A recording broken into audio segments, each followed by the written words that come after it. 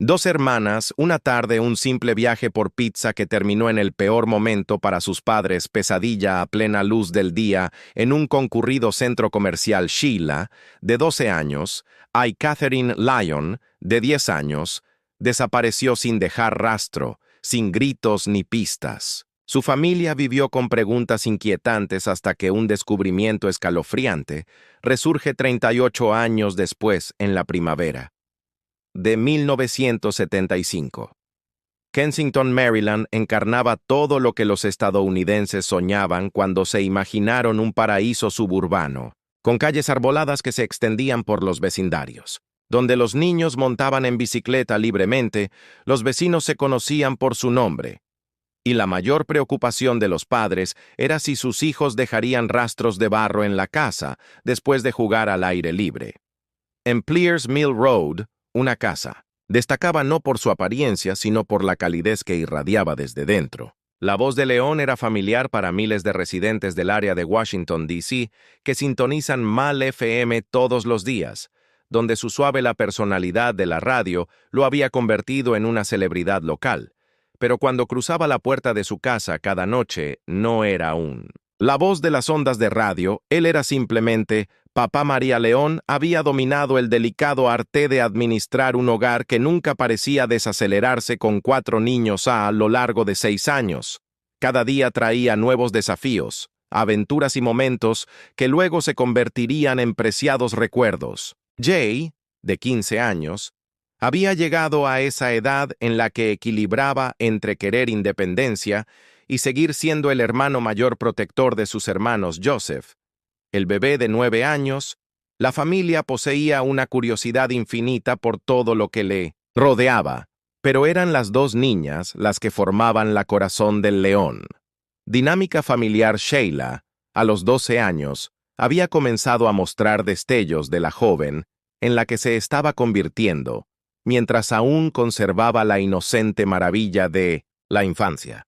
Catherine 10 tenía años y estaba lleno de personalidad cuando llegó marzo de 1975, lleno de emoción.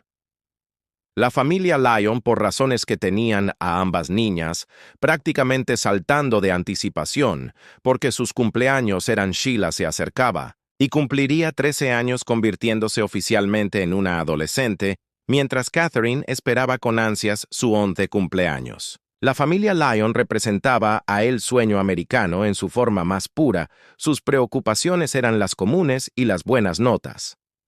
Las tareas del hogar, los próximos cumpleaños y los desafíos normales de criar a 4 niños activos en los suburbios de Maryland. Pero cuando amaneció brillante, y el 25 de marzo de 1975, está claro que ninguno de ellos podría haber imaginado que este retrato familiar perfecto estaba a punto de romperse de maneras que los perseguiré para siempre. El 25 de marzo de 1975 comenzó como cualquier otro martes por la mañana. Durante las vacaciones de primavera, la familia Lyon se despertó tranquilamente alrededor de las 10:00 a.m. No había campanas escolares que se apresuraran hacia ellas, ni fechas límite de tareas inminentes. El clima era agradable, perfecto para que los niños se divirtieran afuera y disfrutar de su libertad. Mary León se movía por la cocina preparando, desayunando, mientras escuchaba las animadas discusiones de sus hijos sobre sus planes.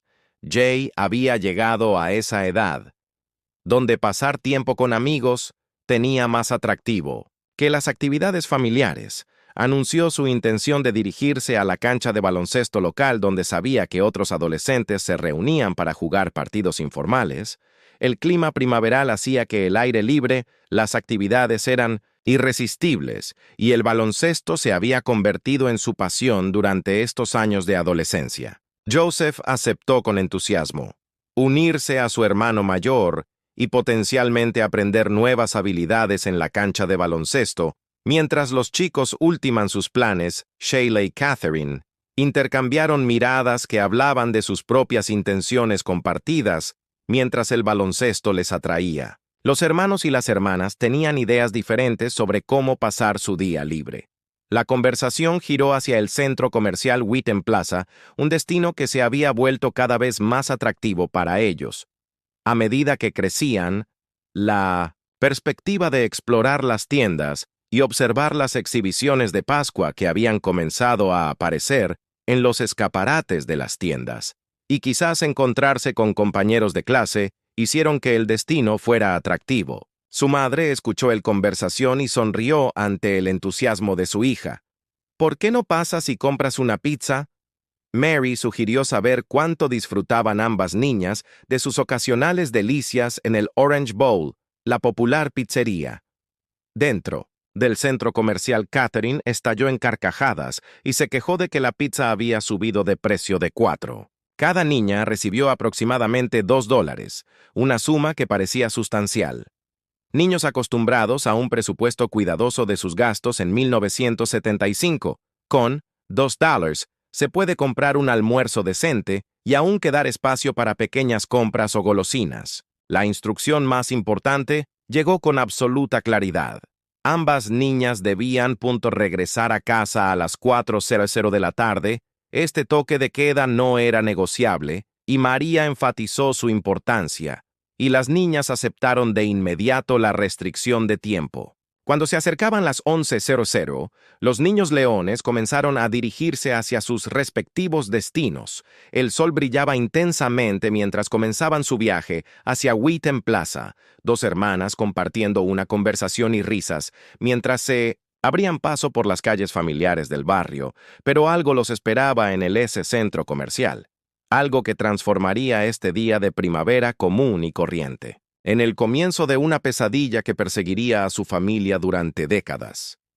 Las hermanas llegaron a Wheaton Plaza en algún momento, antes de las 100 p.m., caminando hacia lo que parecía ser una tarde de martes normal en el destino de compras. Más concurrido de los suburbios de Maryland, el complejo bullía, con la mezcla habitual de familias, adolescentes y compradores recorriendo las tiendas y almorzando en varios restaurantes.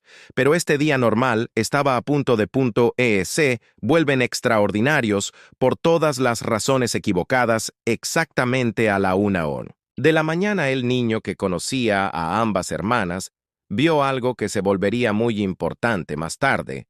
Vio a Catherine y Sheila sentadas. En un banco afuera de la pizzería Orange Bowl, un hombre extraño les estaba hablando. Este no era un extraño cualquiera. El hombre parecía alguien en quien confiarías. Medía aproximadamente 1.80 metros y vestía un bonito traje marrón. Estaba bien vestido y limpio como un hombre de negocios o alguien con un trabajo importante. Todo en él gritaba adulto seguro. Pero el hombre llevaba un maletín, y dentro de ese maletín era una grabadora. En 1975, este era un equipo sofisticado, que la mayoría de la gente no tenía al hombre. Había abierto su maletín y sacó la grabadora con un micrófono adjunto. Le dijo a Catherine, Sheila y a otros niños que vinieron a verlo que él trabajaba para una estación de radio. Dijo que estaba grabando voces de personas para reproducirlas en la radio más tarde. Lo hizo sonar emocionante, como los niños serían famosos y sus amigos los escucharían en el aire. Esta historia tenía mucho sentido para las hermanas León. Papá trabajaba en una estación de radio, así que sabían cómo funcionaba la radio. La historia del hombre les parecía real al chico del barrio.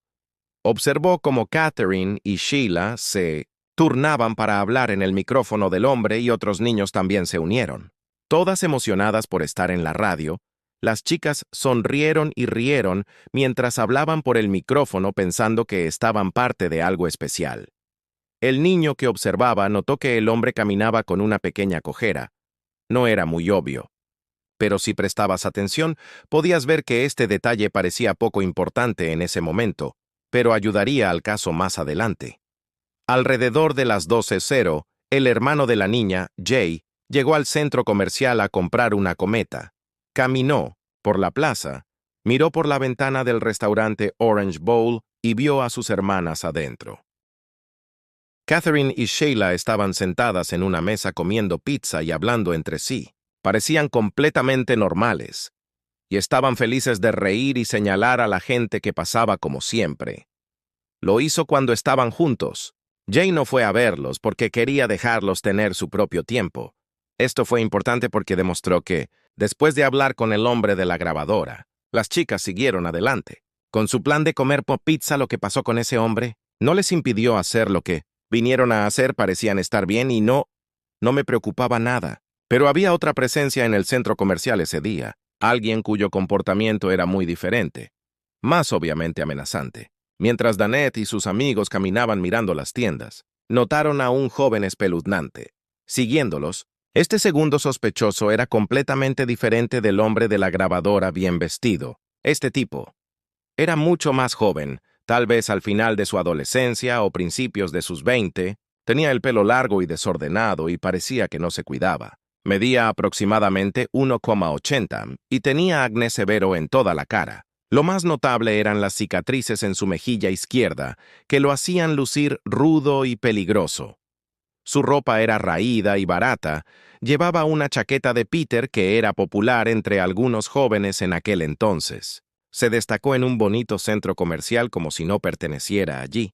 Lo que hizo que el joven realmente daba miedo, no solo por su aspecto sino por cómo actuaba. No solo miraba a las chicas y se iba, como lo haría una persona normal. Lo siguió por el centro comercial, mirándolos de una manera que los hizo muy incómodo.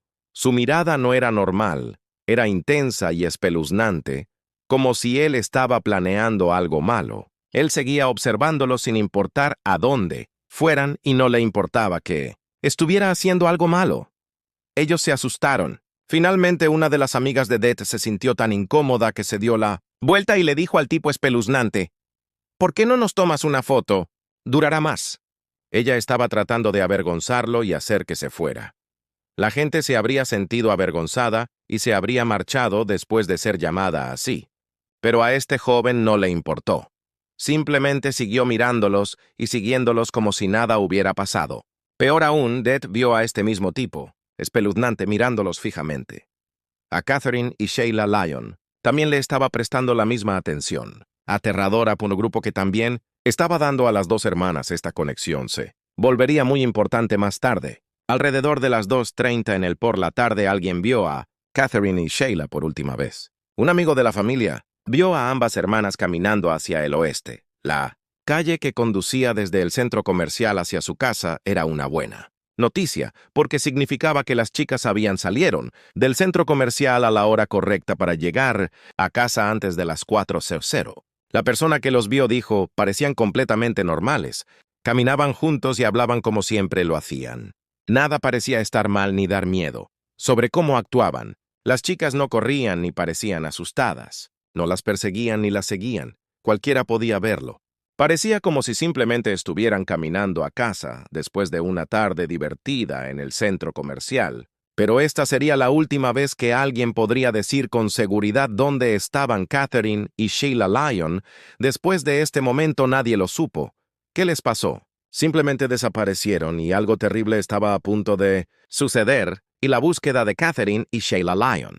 Estaban a punto de empezar a contar el tiempo en la cocina de la familia. Lyon el muro mostraba las 4:00 p.m. en punto. Mary Lyon lo miró por tercera vez en 10 minutos. Sus manos ocupadas, preparándose para la cena. Catherine y Sheila deberían ya habíamos llegado a casa, y las chicas siempre eran puntuales, especialmente cuando sabían que el pollo frito estaba en el menú. Mary Lyon continuó con los preparativos de la cena, pero algo se sentía diferente. La casa parecía demasiado tranquila, por lo general a esta hora. Ella oía la puerta principal cerrarse de golpe, seguida por el sonido familiar de las voces de su hija llamando a su llegada. 4:15 p.m. vino, y se fue luego. 4:30. Los movimientos de Mary en la cocina se volvieron más deliberados y concentrados. Estaba tratando de mantener sus manos ocupadas mientras su mente comenzaba a correr a través de posibilidades. Tal vez se habían encontrado con amigos. En el centro comercial, tal vez habían decidido mirar alrededor más tiempo de lo planeado. Tal vez habían perdido la noción de hora 5:00 p.m. Llegamos sin noticias todavía de Catherine y Sheila las fritas. El pollo que Mary había planeado cocinar permaneció intacto en el refrigerador y en lugar de eso se encontró caminando de un lado a otro. La ventana de la cocina y la puerta de entrada buscando cualquier señal de sus hijas caminando por la calle 5:15 p.m. La molestia ahora se mezclaba con algo más. una sensación insidiosa que Mary no entendía. Quiero reconocer que se dijo a sí misma que estaba siendo dramática, que las niñas estaban bien, que saldrían adelante. Puerta en cualquier momento con explicaciones perfectamente razonables por su retraso. Esto no era propio de Catherine y Sheila. No ignoraron las reglas. No hicieron que su madre se preocupara de esta manera. Algo andaba mal. Y Mary Lyon no pudo sentirlo en cada fibra de su ser. El esposo de María llegó a casa del trabajo. Encuentra a su esposa sentada junto al teléfono, con el rostro pálido de preocupación cuando le explicó la situación y vio su propio miedo reflejado en sus ojos. Esto no era un caso de niños que perdieron la noción del tiempo. Esto fue algo completamente diferente. John Punt y Mary Lyon hicieron la llamada telefónica que cambiaría sus vidas para siempre. Se comunicaron con la policía del condado de Montgomery. Departamento reportará a sus hijas como personas desaparecidas.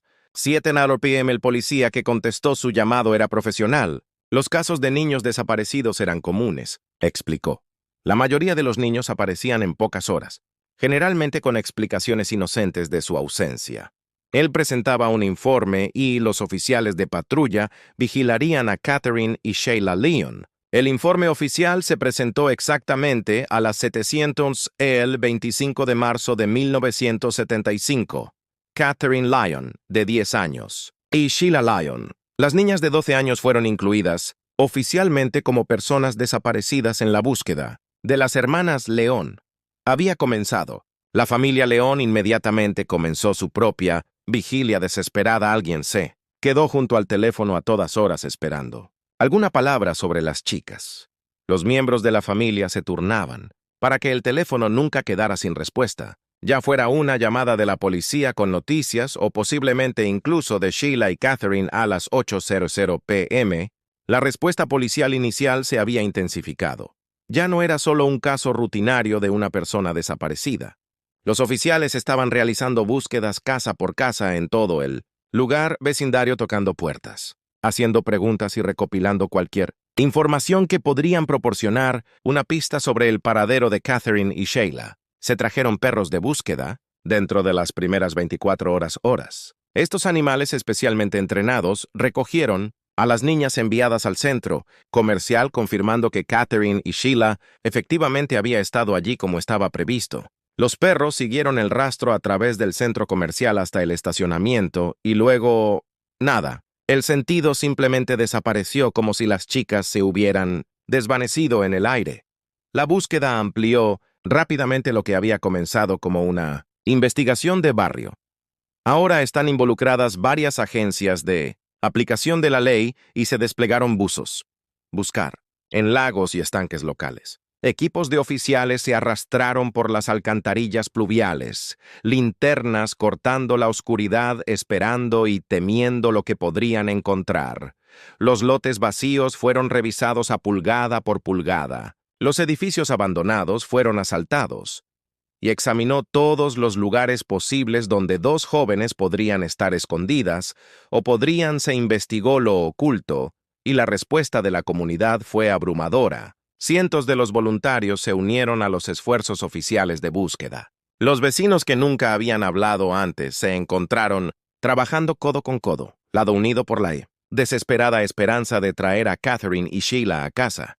Se creó con seguridad un fondo de recompensas que creció rápidamente $9,000, una suma considerable en carteles de 1975 con Catherine y Sheila. Las fotografías aparecieron en todos los postes telefónicos, en todos los escaparates y en todos los tablones de anuncios comunitario. Sus caras se volvieron familiares para todos en el área, un recordatorio constante de que dos niños estaban desaparecidos y era necesario encontrarlos. Luego llegó la llamada que torturaría a la familia León de maneras que nunca imaginaron posibles el 4 de abril, 1975. 10 días después de que Catherine y Sheila desaparecieran, sonó el teléfono en ella. Señora María de la Casa del León respondió como siempre lo hacía ahora, con una mezcla de esperanza. Y temía que la voz del otro lado no fuera familiar, disfrazada deliberadamente. El que llamó afirmó tener a las niñas y pidió $10,000 por su regreso sano y salvo. La demanda de rescate conmocionó a la familia y a los investigadores, que ahora monitoreaban todo. Las llamadas a Lyon Home indicaron que el dinero debía colocarse en un maletín y dejarse en un lugar específico. Baño, en el juzgado de Annapolis. La persona que llamó proporcionó instrucciones detalladas, requisitos de tiempo específicos y advertencias severas sobre la participación de la policía. Los padres de los leones estaban dispuestos a pagar cualquier cosa para recuperar a sus hijas. Pero la policía tomaron una decisión difícil. No podían arriesgar $10,000 del dinero de la familia, lo que podría ser una broma cruel, pero tampoco podían ignorar la posibilidad de que esta persona que llamó en realidad tuviera a Catherine y Sheila. El compromiso fue estratégico pero arriesgado. Solo se colocaron $11 en el maletín, dispuesto para que parezca mucho más dinero desde la distancia si la persona que llama era genuino. Si realmente tenía a las niñas, la policía esperaba que cayera en la trampa y los condujo a la ubicación de Catherine y Sheila. La entrega se realizó exactamente como se ordenó. Los oficiales observaban desde lugares ocultos posiciones mientras el maletín fue colocado en el baño designado. Minutos se prolongó durante horas mientras esperaban que alguien recuperara el dinero del rescate. La llamada llegó varias horas después, el mismo día. Voz disfrazada, ahora enojada y acusadora. Había demasiados policías. La persona que llamó afirmó que había visto las cámaras de vigilancia. Había detectado a los oficiales y se negó a recoger el dinero. El trato se canceló, pero John Lyon no estaba dispuesto a rendirse si esta persona realmente tenía a sus hijas. Si había alguna posibilidad de que esto no fuera un engaño, necesitaba pruebas. Exigió hablar con Catherine y Sheila directamente. Necesitaba escuchar sus voces para saber que estaban vivos y a salvo. La línea se quedó en silencio y, sin decir otra palabra, la persona que llamó colgó el teléfono y nunca volvió a sonar con exigencias de rescate para el misterioso llamador. Quienquiera que fuese, desapareció tan repentinamente como había aparecido al salir del León.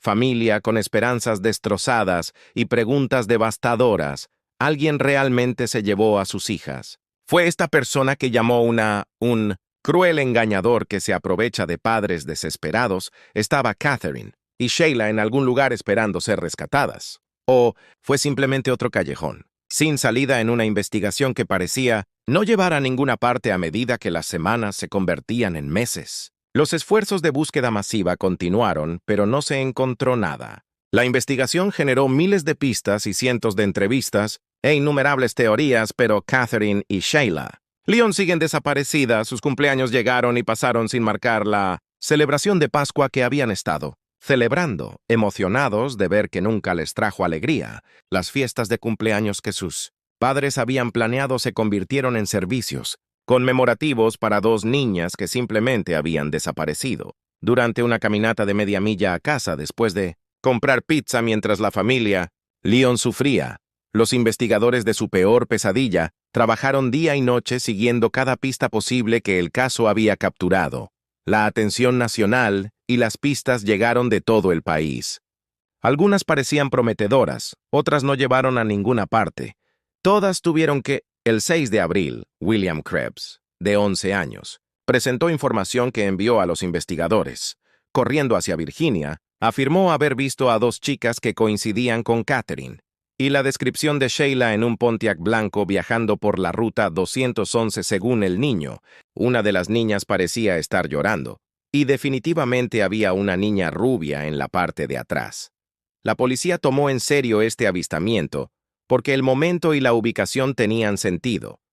La ruta 211 sería una ruta lógica. Ruta de escape para alguien que huye del área de Washington, y un comportamiento de angustia que Krebs describió coincidía con lo que se espera. De los niños secuestrados al día siguiente trajo otro avance potencial. Según un testigo en Manassas, Todd reportó haber visto a dos niñas que parecían estar atadas y amordazadas en una camioneta Ford Beige. Este observador había estado lo suficientemente alerta como para captar parte de la matrícula DMT6 y determinó que era de Maryland, placas posiblemente de áreas de Cumberland, Hagerstown o Baltimore. Lo que hizo este avistamiento particularmente creíble fue lo que sucedió después. El conductor aparentemente se dio cuenta de que lo estaban observando y comenzó conduciendo erráticamente. Pasó a toda velocidad una luz roja y se dirigió hacia la Interestatal 66, claramente tratando de escapar de la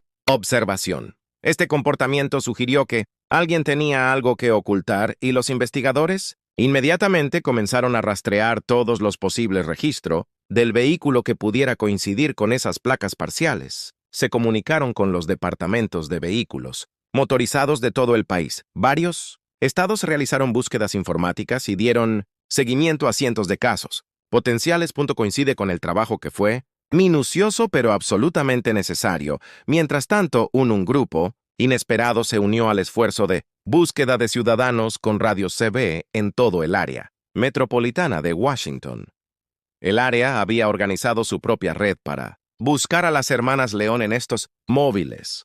Los voluntarios pasaron horas conduciendo por diferentes vecindarios, manteniendo contacto constante por radio y haciendo seguimiento.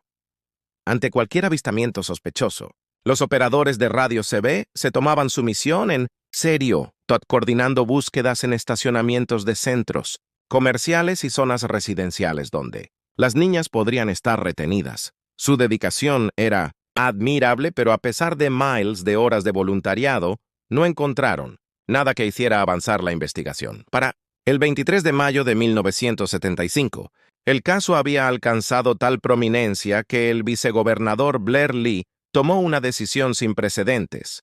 Ordenó a 122 guardias nacionales que realice una búsqueda sistemática de las áreas forestales del condado de Montgomery. No se trataba de voluntarios aficionados ni de fin de semana. Los investigadores eran personal militar entrenado que utilizaba técnicas de búsqueda profesionales para examinar miles de acres de bosque. Entendieron que los patrones de cuadrícula evidencian preservación y cobertura exhaustiva del terreno durante días. Las unidades de la Guardia Nacional se desplazaron a través de parques forestales y terrenos no urbanizados. En todo el condado buscaron en barrancos, áreas despejadas, bosques densos y en cualquier lugar donde pudieran estar escondidos dos cuerpos. Su equipo incluía herramientas especializadas para detectar suelos alterados y detectores de metales para encontrar pertenencias personales. La falta de evidencia física se estaba convirtiendo en el aspecto más frustrante de toda la investigación. Si no había cuerpos en la escena del crimen ni testigos de un secuestro real, según los investigadores. Trabajar con teorías y posibilidades en lugar de hechos concretos para el verano de 1975. La dura realidad comenzó a instalarse para la familia. Leon, después de meses de búsqueda intensiva, innumerables pistas falsas y la montaña rusa emocional de la esperanza seguida de la decepción, John y Mary Lyon se vieron obligados a aceptar lo que habían intentado desesperadamente negarles. Las hijas probablemente estaban muertas. Esta aceptación no significó que dejaron de esperar respuestas. La familia León nunca renunciaron a su deseo de saber qué había pasado con Catherine y Sheila para entender quién las había secuestrado y por qué, y ver que se hiciera justicia por los asesinatos de su hija, pero tuvieron que encontrar una manera de vivir con el devastador impacto. En realidad, sus hijas nunca volverían a casa y la investigación policial se mantuvo oficialmente activa. Los detectives continúan siguiendo pistas y persiguiendo a posibles sospechosos. El hombre bien vestido de la grabadora siguió siendo su foco principal, ya que era el último persona conocida por haber interactuado con las hermanas León antes de su desaparición. Bocetos compuestos del hombre mayor y el sospechoso más joven fue distribuido ampliamente, generando numerosas pistas e identificaciones potenciales en 1987. 12 años después de las hermanas León, los investigadores de la desaparición pensaron que podrían haber encontrado a su perpetrador, Fred Howard Coffey, un abusador de menores convicto de Carolina del Norte. Se convirtió en una persona de interés en el caso criminal de Coffey. La historia y los métodos parecían encajar con el perfil de alguien que podría haber secuestrado a Catherine y Sheila. El cafetería ha sido condenado por acercarse a niños utilizando diversos dispositivos y equipos para ganarse su confianza. Una táctica notablemente similar al enfoque del hombre de la grabadora con las hermanas León.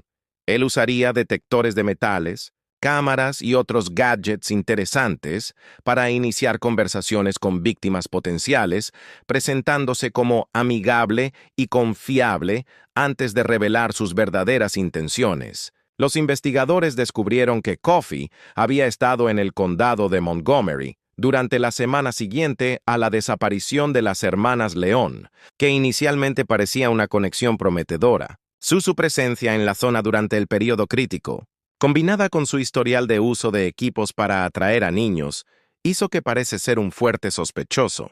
Sin embargo, a pesar de una investigación exhaustiva, los detectives nunca pudieron establecer el paradero de Coffey el 25 de marzo, 1975, el día exacto en que Catherine y Sheila desaparecieron, sin poder ubicarse el en Wheaton Plaza o probar que tuvo algún contacto con las hermanas León en el caso contra Coffey. Finalmente se desmoronó. Siguió siendo una persona de interés, pero nunca se conectará definitivamente con el crimen. Lo que los investigadores no se dieron cuenta en ese momento fue que lo más importante, el testigo en el caso, ya se había presentado y había sido descartado por no ser confiable. El 1 de abril de 1975, justo una semana después del León, las hermanas desaparecieron. Un joven de 18 años llamado Lloyd Lee Welch Jr. se había puesto en contacto con la policía, con lo que afirmó que era información crucial sobre el caso. Welch dijo a los investigadores que había presenciado un hombre de un cuarto de milla obliga a dos niños angustiados a subir a un Camaro rojo en el relato de Welch en el estacionamiento de Wheaton Plaza parecía potencialmente significativo. Él afirmaba haber visto el secuestro real, pero cuando la policía... Welch se sometió a un examen de polígrafo y falló completamente la prueba del detector de mentiras. Sus respuestas fisiológicas indicó engaño, lo que llevó a los investigadores a concluir que estaba mintiendo sobre lo que afirmaba haber hecho. Los detectives presenciaron el hecho y sospecharon que Welch había inventado su historia con la esperanza de cobrar la recompensa de $9,000 que la familia Lyon había ofrecido por información con el fin de que su hija regresara sana y salva. Los falsos testigos motivados por dinero de recompensa eran comunes en casos de alto perfil. Los casos de personas desaparecidas y el polígrafo fallido de Welch parecían confirmar que él era solo otro oportunista que intentaba sacar provecho de la tragedia de la familia. Welch fue liberado y despedido como testigo poco confiable. Su declaración fue reducido a una sola página en el expediente del caso, marcada simplemente como «El polígrafo mintió» y archivados. En una enorme montaña de papeles que la investigación de línea había generado a lo largo de los meses de trabajo intenso, que un informe de una sola página quedaría enterrado en los archivos del caso durante casi 4 décadas, olvidado por investigadores e ignorados por cualquiera que haya revisado los materiales del caso. El nombre de Lloyd Welch desapareció de la consideración activa y se desvaneció en la oscuridad a medida que avanzaba la investigación, para seguir otras pistas y sospechosos, pero a veces las pistas más importantes se esconden a simple vista, esperando décadas para ser redescubiertos por ojos nuevos y nuevos. Perspectivas. Lloyd Welch había sido descartado y olvidado, pero su historia estaba lejos de serlo. En 2013 habían pasado casi 4 décadas desde que Catherine y Sheila Lyon desaparecido de Wheaton Plaza. Los investigadores originales se habían retirado o fallecido, y el caso se había convertido en una nota histórica.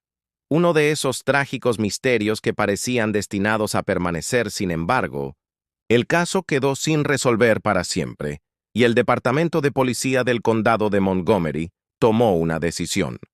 Eso lo cambiaría todo. Asignaron el caso sin resolver al sargento Chris Hamrock, un detective conocido por su enfoque metódico y la negativa a aceptar la derrota. Fueron los objetivos de Hamrock. Revisión desalentadora de cada pieza de evidencia, cada declaración de los testigos y cada pista que se había seguido durante casi 40 años. El expediente del caso se había convertido en múltiples cajas que contenían miles de documentos, fotografías y registros que la mayoría de los investigadores podrían haber sido abrumado por el gran volumen de material.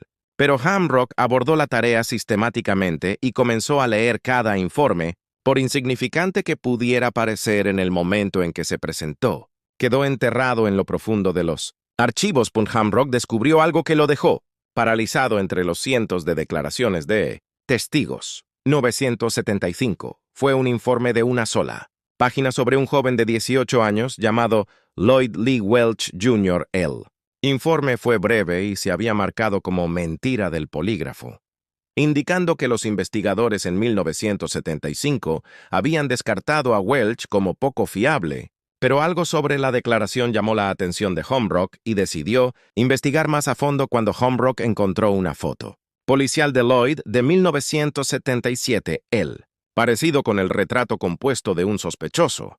Más joven era inconfundible, los rasgos faciales y el cabello, y la apariencia general coincidía lo suficiente como para justificar una investigación seria. Este descubrimiento llevó a Hamrock a investigar los antecedentes de Welch, y lo que encontró fue profundamente inquietante. Lloyd Welch no era solo un adolescente que había intentado involucrarse en un caso de alto perfil. Por atención o recompensa económica, era un criminal de carrera con antecedentes que encajaban perfectamente con el perfil de alguien capaz de secuestrar y dañar a niños. En el momento de la investigación de Homra, Welch estaba cumpliendo una condena sentencia de 29 años en Delaware por abuso infantil. Le pintó el historial criminal una imagen de un depredador peligroso con un extenso historial de violencia y delitos sexuales. Los cargos contra Welch incluían violación, violencia doméstica y asalto. Con un cuchillo había sido condenado por delitos en 3 estados diferentes, que demostraban un patrón de violencia que había persistido durante décadas, particularmente relevante para el caso del León. La preferencia sexual documentada de Welch por las adolescentes no era así. Se especula que se estableció a través de sus antecedentes penales y psicológicos.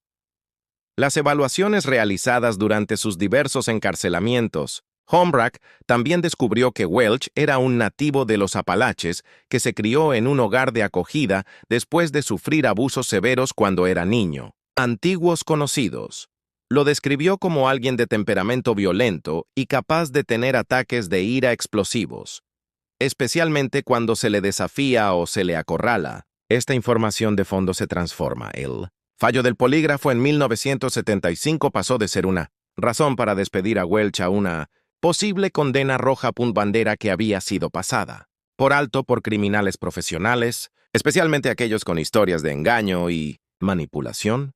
A menudo saben cómo burlar las pruebas del detector de mentiras o pueden fallar en ellas por razones no relacionadas con las preguntas específicas. Preguntado el 16 de octubre de 2013, Hamrock y su equipo viajaron al centro correccional Smyrna en Delaware para entrevistar a Lloyd Welch sobre lo sucedido.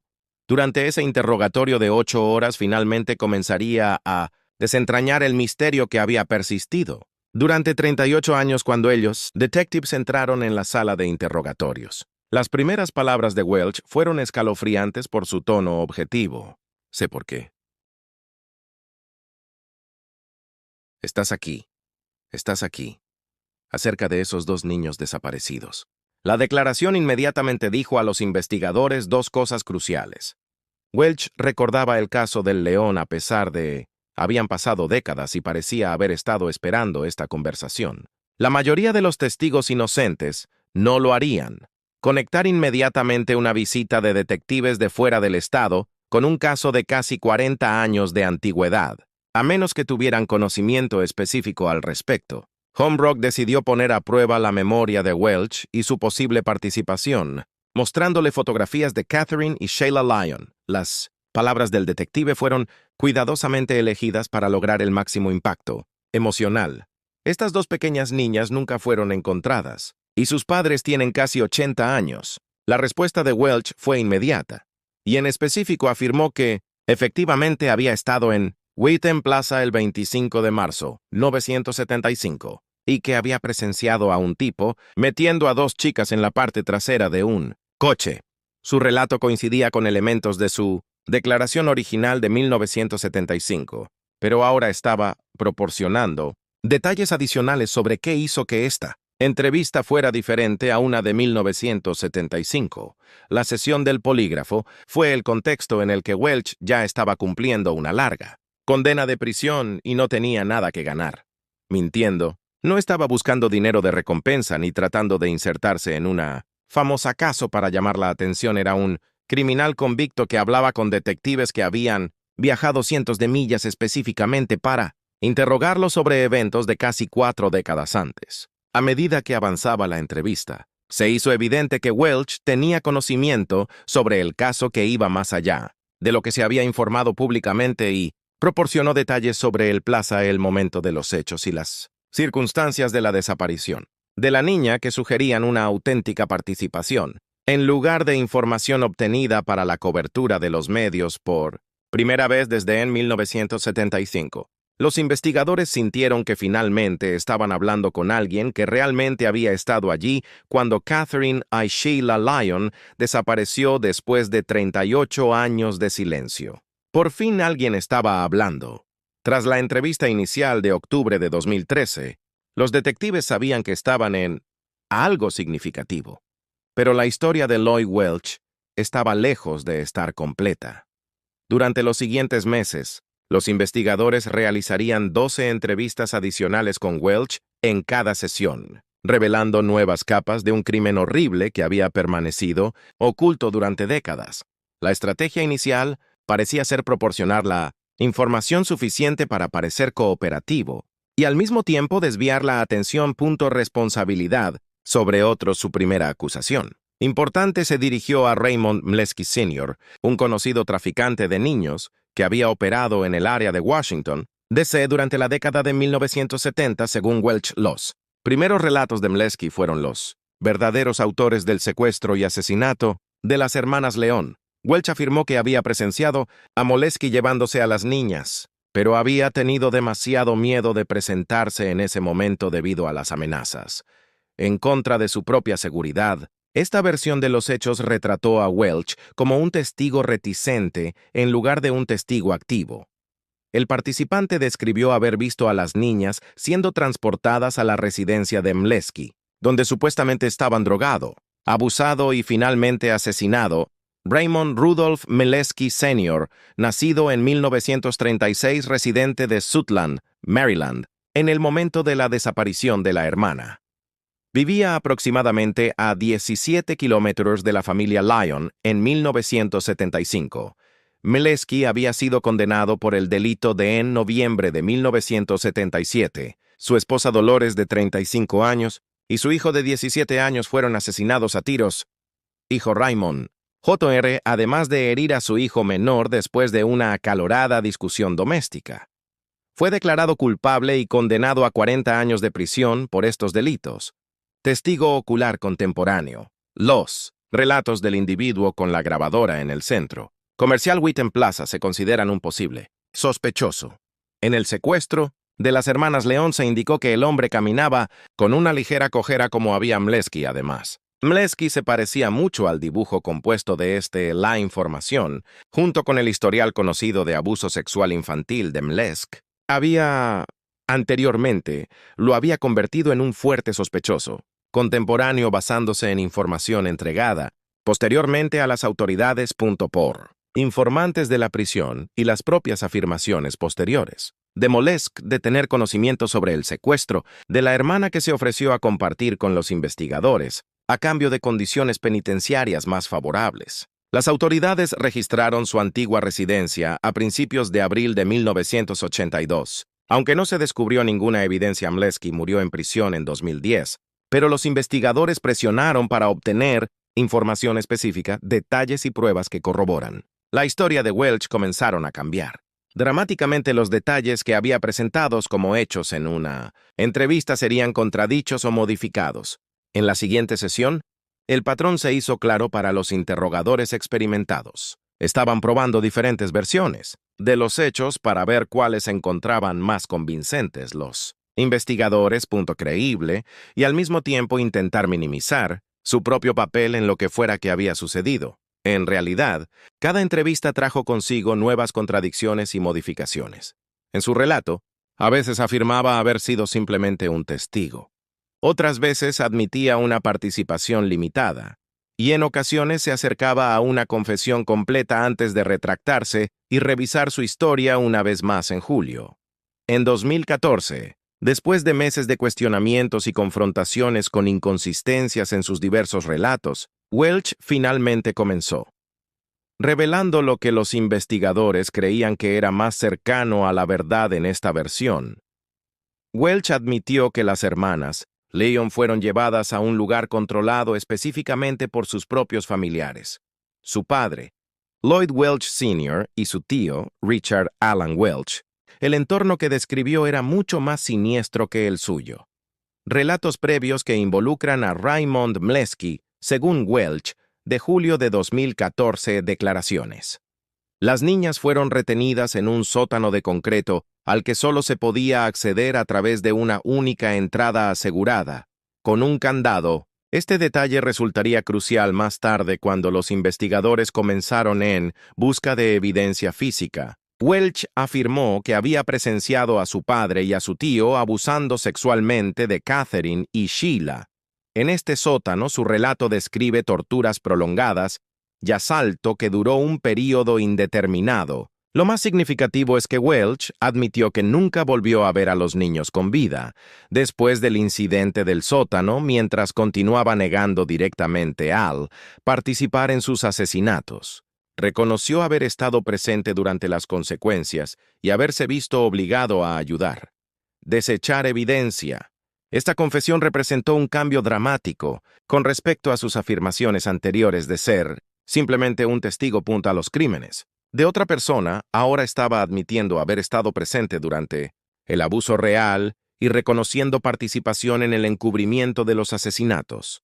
Los investigadores ahora tenían suficiente información para comenzar a buscar evidencia física que pudiera corroborar la evolución de Welch. Confesiones en septiembre de 2014 consiguieron órdenes de allanamiento para su tío, la antigua residencia de Richard Alan Welch en Hyattsville, Maryland. Lo que encontraron en ese sótano se superaron sus expectativas más optimistas de encontrar evidencia en un caso tan antiguo. La parte del sótano coincidía perfectamente con las descripciones de Welch, incluida la entrada única y el hormigón, la construcción que había descrito. Más importante aún, el examen forense reveló extensos rastros de sangre. En toda el área del sótano se encontraron evidencias de sangre no solo en el piso, sino que también se extendían por las paredes e incluso en el techo, sugiriendo que había ocurrido una violencia extrema en ese espacio. Las pruebas forenses confirmaron que la sangre era de origen humano, aunque décadas de degradación significaron que el análisis de ADN no se pudo proporcionar identificación genealógica. Sin embargo, la cantidad y el patrón de distribución de la evidencia de sangre era consistente con los relatos de Welch sobre violencia y abuso prolongados.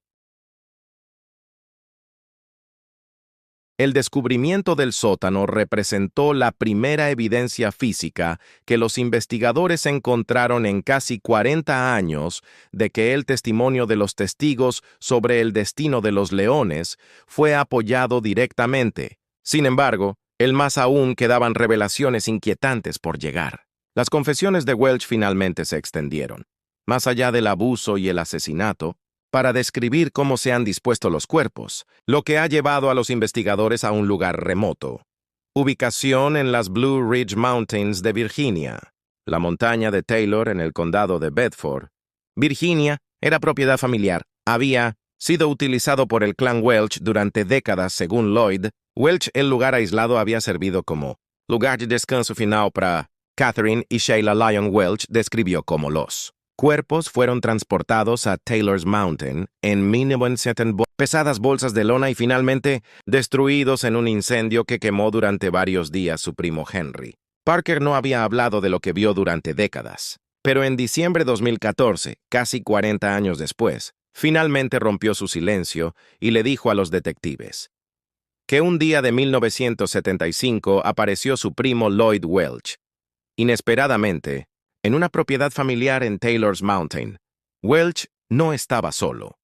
Tenía 2 grandes bolsas de lona estilo militar en la parte trasera de su vehículo. Cada bolsa era manchado con algo oscuro y rojo cuando Parker se acercó. El olor lo golpeó primero. Era espeso y pútrido como podrido. Fleshwall no dijo nada sobre lo que había dentro. Parker no preguntó. Él recordó que las bolsas habían sido arrojadas a las llamas que ardieron continuamente durante días y que los vecinos se habían quejado un olor terrible y distintivo que uno describió como si se hubiera quemado. Pero lo que Parker no sabía o decidió no afrontar en ese entonces era que las bolsas podían haber retenido los restos de dos niñas, Catherine y Sheila Lyon Parker. No fue el único en señalar a Welch. Su hermana Connie Akers también. Recuerda la visita. Ella era apenas una adolescente en ese momento. Welch había llegado con su novia embarazada. Helen Craver y una abultada bolsa de lona verde que olía fatal habían reclamado el hedor. Era carne en mal estado. Pero había algo en ello que no le sentaba bien a Akers. No era solo el olor, era lo que pasó después. Welch le pidió que ayudara a limpiar varias bolsas de ropa, cuando ella vio que la ropa estaba empapada en sangre y se negó cuando los investigadores comenzaron a excavar áreas de la montaña. Taylor, que Welch había identificado, y encontraron fragmentos de huesos degradados de un ser humano, alambre carbonizado por los dientes que parece provenir de anteojos y joyas con cuentas consistente, con los artículos que las hermanas León podrían haber usado, mientras que ninguno de estos artículos podría vincularse definitivamente con Catherine y Sheila a través del ADN u otros métodos forenses debido a su condición degradada. El colectivo La Evidencia pintó un panorama horrible de lo que les había sucedido a las dos niñas después de décadas de misterio. Las piezas fueron, finalmente, la horrible verdad emergía de las montañas de Virginia y revelaba un crimen que era aún más brutal y calculado de lo que los investigadores habían imaginado inicialmente, armado con las confesiones de Lloyd Welch, evidencia física del sótano de Hitsville y testimonio corroborativo. Los fiscales finalmente estaban listos para buscar justicia para Catherine y Sheila Lyon en julio de 2015, exactamente 40 años y 4 meses. Después de la desaparición de la niña Lloyd Lee, Welch Jr. fue acusado de 2 cargos de asesinato en primer grado. Los cargos también incluían acusaciones de que los asesinatos se cometieron durante el curso del abuso sexual y la producción de pornografía infantil. La acusación representó un momento histórico en la justicia penal estadounidense. Si el caso precedió a un juicio y resultó en una condena, se convertiría en el tiempo transcurrido más largo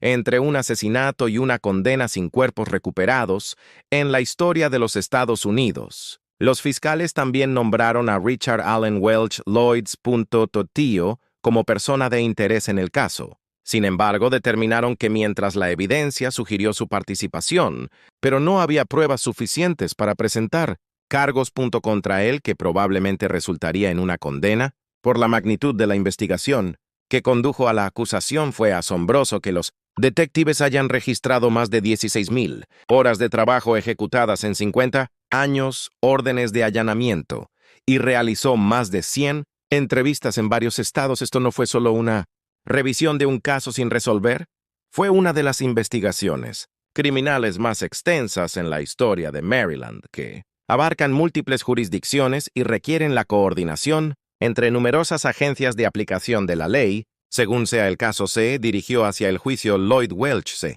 enfrentó a una decisión crucial a los 60 años y ya estaba cumpliendo una larga condena por abuso de menores y se enfrentaba a la posibilidad de cadena perpetua o incluso la pena de muerte si es declarado culpable de asesinato el 12 de septiembre de 2017.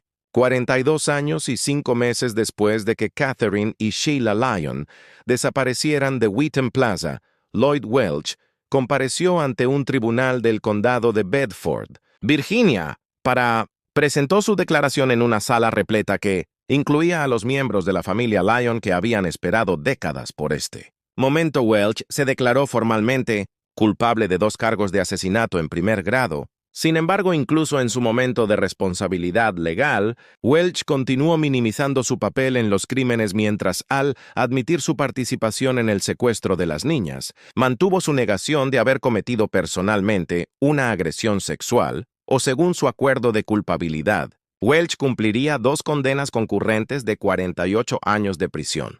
Sentencias. que efectivamente garantizan que pasaría el resto de su vida en prisión dada su edad y la duración de su condena.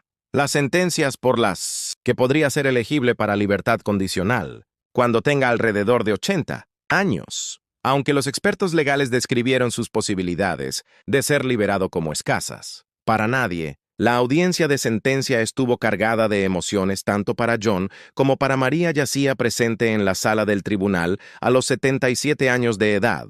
Los padres finalmente habían vivido para ver a alguien rendir cuentas por la muerte de su hija. Aunque el momento fue agridulce dadas las décadas de angustia que habían padecido durante todo el proceso, Welch permaneció en gran medida hablando en silencio, solo cuando se le pidió que se declarara culpable. No ofreció nada. Se disculpó con la familia Lyon y no proporcionó detalles adicionales sobre los crímenes.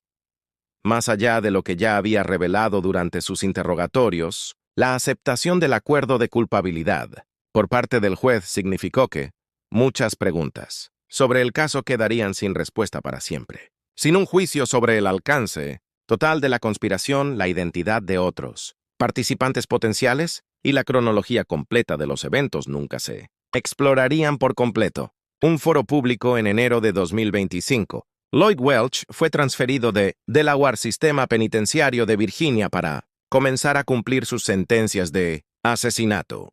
Su traslado marcó el final oficial de su tiempo como prisionero de Delaware y el comienzo de lo que casi con certeza sea su último encarcelamiento. La condena supuso un cierre a una de las historias más duraderas de Estados Unidos. Casos de niños desaparecidos, pero también destacó la realidad de que la justicia en estos casos antiguos a menudo traen consigo limitaciones y preguntas sin respuesta. Después de 42 años, finalmente alguien fue responsabilizado por las muertes de Catherine y Sheila Lyon, pero la pregunta que quedaba era si Lloyd Welch era el único responsable de estos crímenes atroces, quizás el más grave. La desgarradora realidad es que los restos de Catherine y Sheila nunca fueron recuperados, a pesar de los extensos trabajos, las búsquedas en la montaña, de Taylor y la recuperación de fragmentos de huesos y otras posibles pruebas significan que John y Mary Lyon, ahora de 80 años, nunca han podido darles a sus hijas un entierro apropiado ni tener un lugar para visitarlas, y recordarles que la ausencia de los restos recuperados sigue siendo una fuente de dolor constante para la familia. Otro aspecto importante sin resolver del caso involucra al tío de Richard Allen Welch Lloyd, quien fue nombrado como persona de interés pero nunca cobrado según las confesiones de Lloyd. Richard jugó un papel central en el abuso y asesinato de las niñas, pero la evidencia insuficiente impidió que los fiscales presentaran cargos. Los cargos contra él plantean la cuestión de si Richard Allen Welch debería haber enfrentado la justicia, junto con su sobrino. Sigue siendo un punto polémico en el caso. Algunos investigadores creen que hubo pruebas suficientes para procesar, mientras que otros sostienen que la decisión de no hacerlo la acusación era apropiada dadas las limitaciones de las pruebas disponibles que los miembros de la familia del clan Welch sugirió que la conspiración para encubrir los asesinatos se extendía mucho más allá de Lloyd y Richard Thomas Welch, un primo suyo, hicieron declaraciones públicas indicando su creencia de que había más personas involucradas y que había una conspiración en mi familia para encubrirlo. Las acusaciones sugieren que los asesinatos de los leonistas pueden haber involucrado a una red más amplia de familiares y asociados que ayudó a ocultar los crímenes durante décadas, pero con muchos potenciales testigos, ya fallecidos y otros que no están dispuestos a presentarse en todo el alcance. Es posible que nunca se sepa el verdadero origen de la conspiración, a pesar de estas preguntas sin respuesta. La familia Lyon expresó su gratitud por la resolución que se logró en el caso en una declaración tras la condena de Welch. John Lyon simplemente dijo: «Solo queremos decir gracias. Ha pasado tanto tiempo». La gratitud de la familia se extendió particularmente a los detectives, de casos sin resolver que se habían negado a darse por vencidos en su intento de encontrar respuestas. Incluso cuando el caso parecía desesperado, el sargento Chris Hambrook y su equipo había logrado lo que muchos creían imposible: resolver un problema de 40 años. Un caso de asesinato sin cadáveres y con evidencia física limitada, El caso de las hermanas León ha dejado un impacto duradero sobre los protocolos de seguridad infantil y aplicación de la ley estadounidenses. El Centro Nacional para Missing and Exploited Children calificó el trabajo de investigación como sin precedentes y elogió las técnicas utilizadas para resolver finalmente el caso, que también representa un momento decisivo en la historia de suburbios de Maryland, la desaparición de Catherine y Sheila Lyon en 1975. Destrozó la sensación de seguridad que había caracterizado a comunidades como Wheaton, cambiando fundamentalmente la forma en que los padres pensaron en la seguridad de sus hijos, pero también les sirve como una lección recordatorio de las limitaciones del sistema de justicia. Mientras que Lloyd Welch fue finalmente considerado responsable de sus crímenes, la demora en resolver el caso significó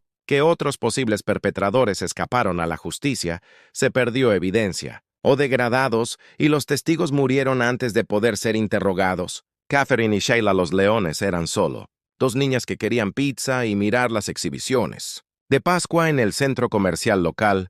Su desaparición cambió la forma en que pensamos sobre la seguridad infantil, el peligro y el mal que pueden acechar en los lugares más comunes. Las hermanas León, el caso, nos recuerda que detrás de cada misterio sin resolver hay familias reales, esperando respuestas, y que el paso del tiempo nunca debe ser una excusa para dejar de buscar la verdad.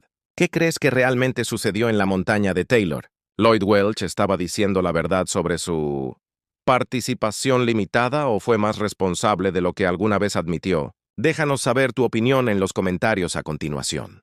Si este caso te conmovió como nos conmovió a nosotros, haz clic en el botón me gusta y suscríbete para obtener más información en profundidad sobre la verdad.